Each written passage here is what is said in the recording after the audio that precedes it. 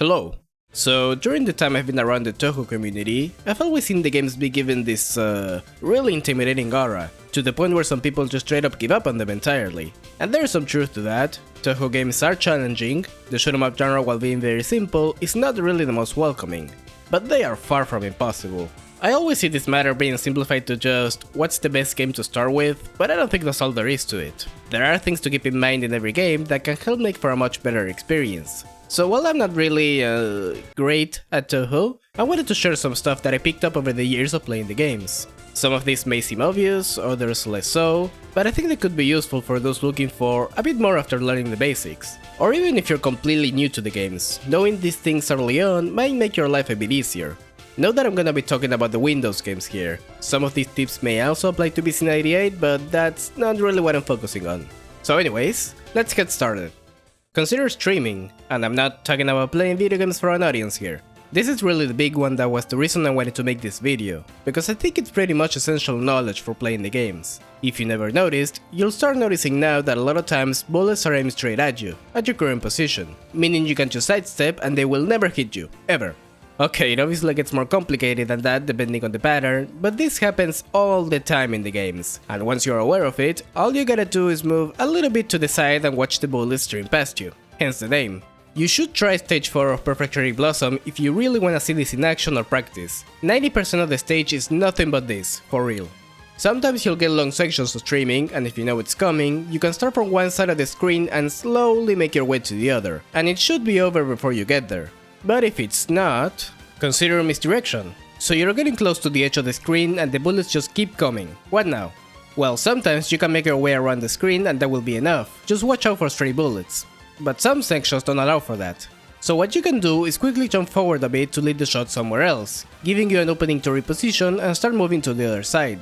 Even outside of that specific scenario, you can do this to give yourself more space to dodge some waves. And this works again because these bullets are shot directly at you, no matter where you move on the screen. It also comes in handy when bullets remain on screen for a while, so you can leave the spot in front of the boss open for example, and avoid wasting too much time doing no damage. It takes a little bit of practice to get right, but it's well worth the effort to learn, since you'll occasionally come across a section that requires pulling this off. Consider death bombing, and just bombing in general. That first one applies for every Windows game, but I'll mention that it's considerably harder to do in USD. Death bombing means using a bomb right as you get hit, which will cancel the death and instead use a bomb. The window to do it varies between games. It's usually very small, like maybe a couple frames, so it's not really something you should rely on. Just keep in mind that you have this option as a last resort, so keep your finger at that bomb key ready to go at any time. But also just remember that bombs exist, please. Yeah, sure, try to not bomb through the whole game because you're not really gonna be learning much that way. But if you're just going for that 1cc, or if you find yourself stuck between a rock and a hard place, just bomb. Don't wait until the last second thinking, oh I can totally get through this, only to get your shit pushed in or find yourself forced to pull off a death bomb. Though I'll admit, I'm guilty of this one a lot. And remember, the only time you waste a bomb is when you don't use it. Consider looking ahead.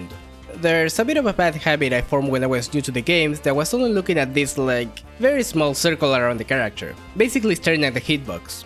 And you know, it works for the most part, gotta know where you are to dodge after all, but what this tunnel vision actually does is give you less time to react to oncoming bullets. So whenever you're not too busy dodging, look at the rest of the screen, look a bit ahead of you to where the bullets are coming from, look at their trajectory so you can actually see them coming instead of having to make a last second decision to dodge. It will give you more time to react, and you'll also start seeing more paths that you can move through. Speaking of, consider movement. You are gonna be near the bottom of the screen most of the time, yes, but when the game allows for it, try to experiment with different positioning. You're limiting yourself a lot by just sticking to this portion of the screen. Go out, make an effort to take out enemies before they fill the screen with bullets, and as you start to build that confidence, you can start playing more aggressively, which has a few advantages. Again, you can take out enemies before they become a problem, you can focus more on bosses to clear the spellcraft faster, and chances are you'll be able to make better use of the gimmick of whatever game you're playing, which often nets you more resources. You'll find some sections are actually way easier when you're taking advantage of the available space, though a lot of spellcards will still force you to the bottom of the screen. Consider other characters and shot types. Reimu's homing shot is probably the best default choice, not to mention she has a smaller hitbox in some games. I stuck with this combo for the longest time, and she's still my pick in a bunch of the games, especially the more recent ones that don't really have other shot types. But this may not always be the choice for you. Maybe you like someone more powerful to take out bosses faster, or with a stronger bump to help get through more difficult sections, or whatever the fuck this is. Only a few games have characters that are straight up better or worse than the rest. Point is, if one ain't doing it for you, experiment with others. Discover what your playstyle is and try to find the combo that's better suited for it in each game. Of course, the best tip is always gonna be to keep practicing. Just keep playing the games, learn your way around them, and you'll begin to see improvements. There are sections that I used to think were absolutely impossible without bombing, but after playing the game so many times, I can get through them without even thinking. You'll also notice that there's a lot of patterns that repeat throughout the games, and I mean, Touhou is essentially a memory game with extra steps. But these are some things that, once I was aware of them, helped me out a lot along the way and even made the games more fun to play. So hopefully you find them helpful as well, and hey, I might do more videos about the Touhou games in the future. Let me know if that's something you'd like to see, or if you have any topic in particular you want me to cover. I'm not playing Lunatic though, that's not happening, we're not opening that kind of worms. As always, thank you all for watching, and see you next stream.